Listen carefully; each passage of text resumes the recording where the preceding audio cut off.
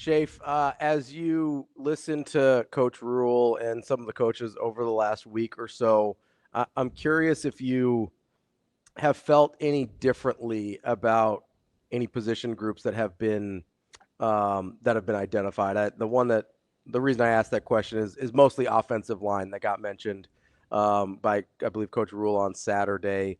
I think that's a spot where people have a lot of concern. It seems like a spot he's pretty encouraged by. Have any of the sound clips moved you at all? Yeah, I feel like so far of the early part of the spring has been the offensive line, and so that would be sort of the thing that you'd kind of clue in on. And I know a couple of the people I've talked to that have watched practice have mentioned linemen as guys that have stood out. I know when I was over there, some of the better looking, almost reshaped individuals, if you would, and linemen tend to have a bigger canvas to be able to do that. So I think that's why they catch your eye both on the offensive line and the defensive line more when they do kind of reshape. I think it's an intriguing group because you've got a lot of young guys that are going to have opportunity or are hungry to kind of prove things. And you have some guys out this spring that maybe there's an assumption there's roles for them that may not be there. I mean, they may come back to having to earn a spot that we thought was going to be given. And so I think there's just a lot of intrigue. And then for me personally, Nebraska's brought in a lot of offensive line recruits. And so I've talked to a lot of guys who have spent their time watching the line and watching Donovan Raiola, who I think is sort of enjoying maybe it sounds weird because I think there's always angst about Nebraska's offensive line, but I think this is the most accepted he's been from the Nebraska fan base. I think recruits seem to be pretty enamored with how things look on the line. And then, like I said, what the stuff that I hear from people who've watched live portions of practice, the line has done a really nice job in the run game. And so you measure that up against what the defensive line looks like, and that leaves some questions. But overall, it's been pretty positive for the guys up front. Chafe, and maybe you are or aren't in this camp, and I'm going to go back to this, and I swear I'm trying to be objective. I really think, even though it didn't work out with him as an offensive coordinator, I'm holding firm that Satterfield is a fantastic coach. I look at the tight end room, and how much of that would you, because you'll tell me, how much of that do you think, when I say fantastic, how much of that do you think is hyperbole versus how much you would let me sit you down and walk you through each individual player? I think some of it's hyperbole because we just don't know how to. Our Marcus Satterfield experience is largely tied to the play calling, and the play calling got pear-shaped at times last year. And so I think it's going to be hard for people to accept that Marcus Satterfield can be a fantastic position coach because they only want to think about him as the offensive coordinator, which he no longer is. I mean, beyond the fact that he's sort of a unique individual unto himself, and this situation is unique where an offensive coordinator would stick around to be a position coach, I think it says a lot about how Matt Rule feels about him, that he wanted a former offensive coordinator fresh out of the job to that stay. Is as a person.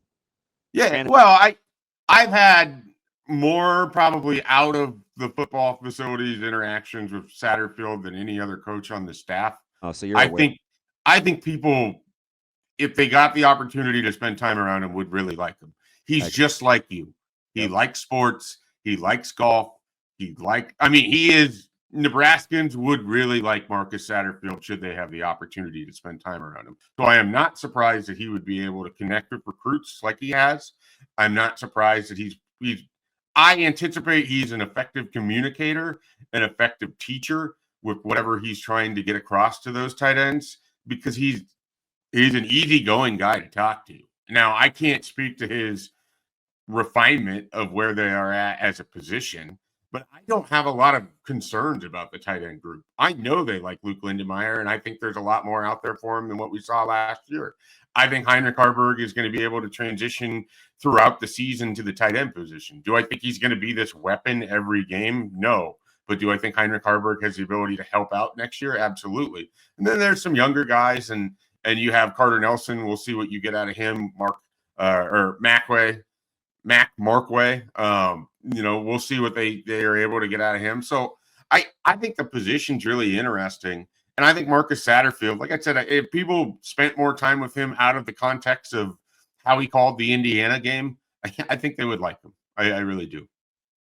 Schaefer, do you think part of the, I guess, consternation, I don't know if that's the right word or not, around Satterfield has anything to do with the fact that we maybe don't believe Rule when he says Dana had full control over offensive staff? He did, though. It's hard because I I think it's. don't maybe. I'm sorry. Go ahead. I was gonna say I believe that when he says Dana had full control over offensive staff, that he's being truthful. I don't know that the general public and fan base. It feels like maybe people think he was hamstrung to Satterfield. Yeah, and I guess I would ask those people to just listen to how Dana talks, listen to how Rule talks about Dana.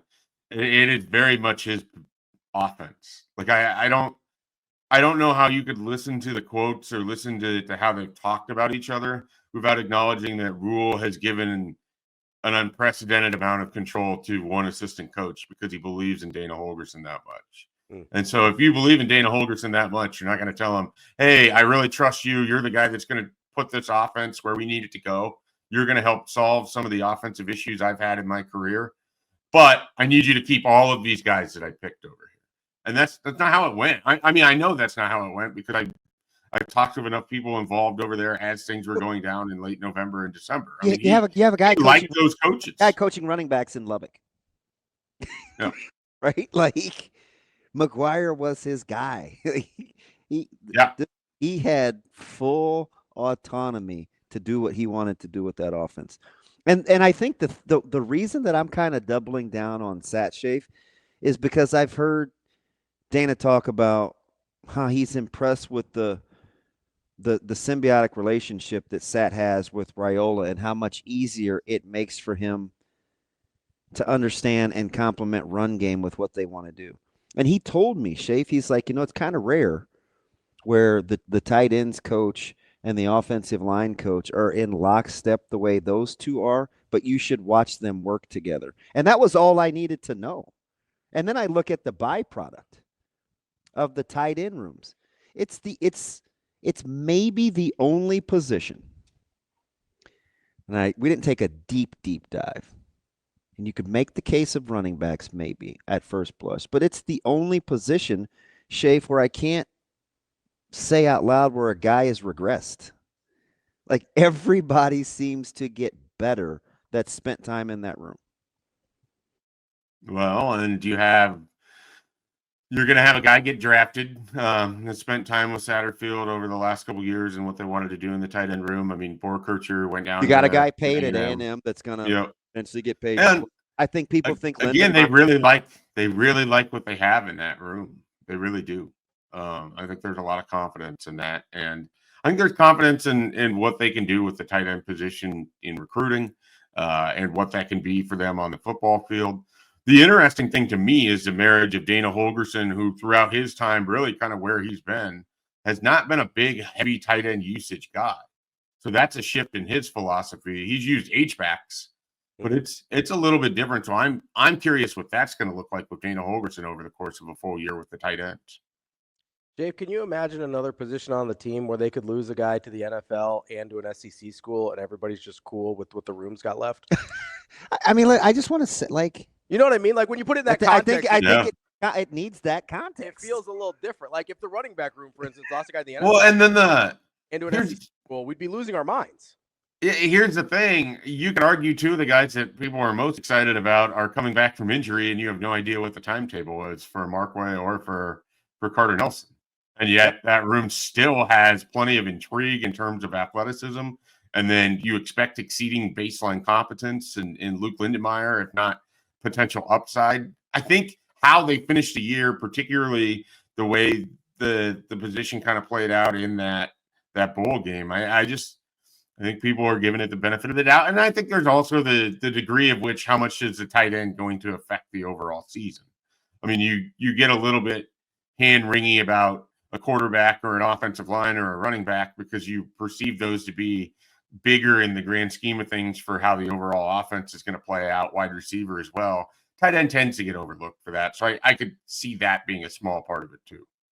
Jay, if you had to rank the order of if Nebraska is going to play meaningful games in November, is it the improvement of the special teams, the evolution of this making Dylan's offense, or how quickly the defense can come together in an semblance or some version of last year's performance? I am going to go. I'm tempted to just put them in the order that you have it. Where I would potentially flip it is maybe Dylan at 1, because I think if that is at 1, everything else as it comes together, you get a little bit better of a baseline to work off of there. So I'm going to go Dylan 1, special teams 2, defense 3, in part because I have the most confidence. I don't think the defense is going to fall off a cliff. Is it going to come out looking like it did against Iowa, right away in week 1? No.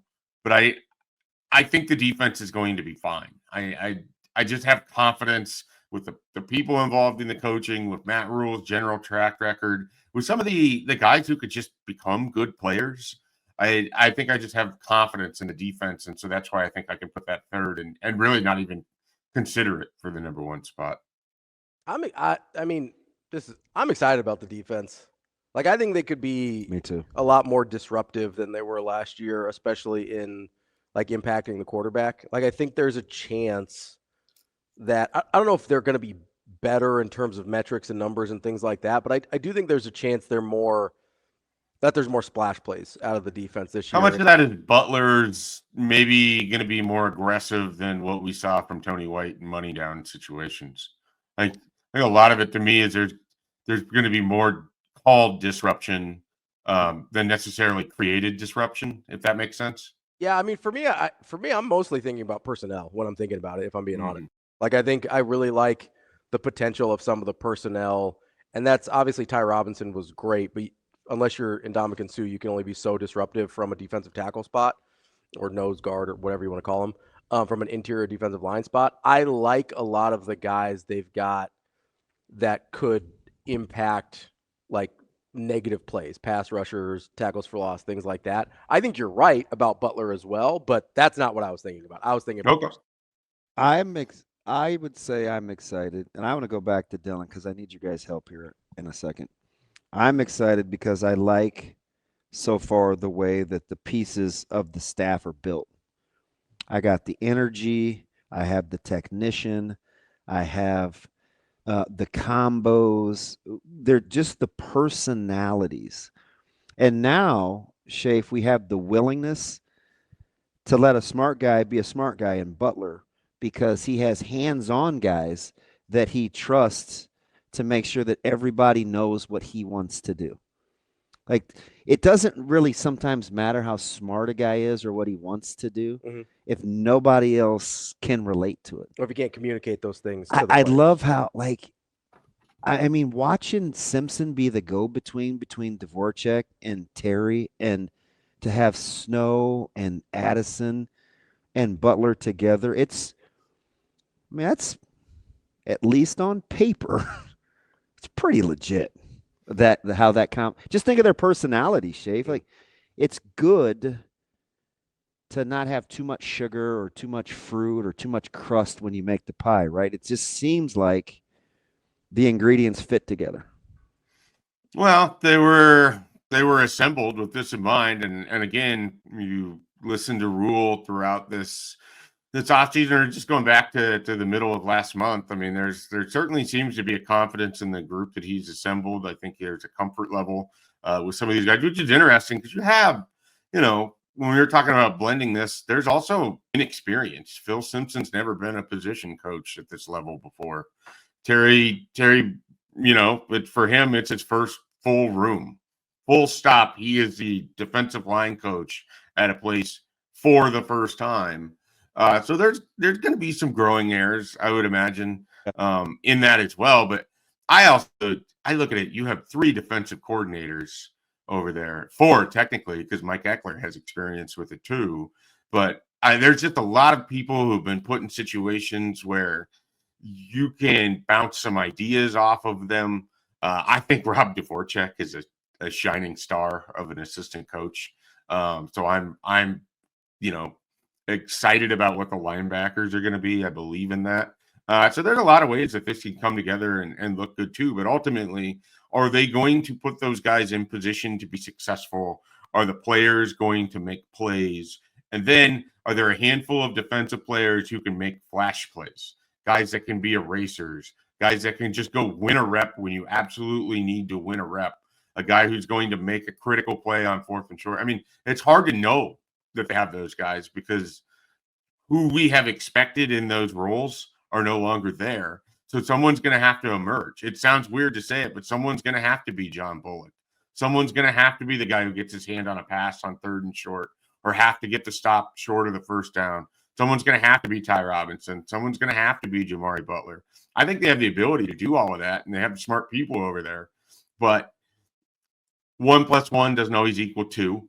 And I think that's kind of where we're at with this defense and the team as a whole. There's only so much that we know, and there's a lot that we can project, and it's how they get there that's going to determine if this is a good season, if this is a meets expectation season, or if they underachieve.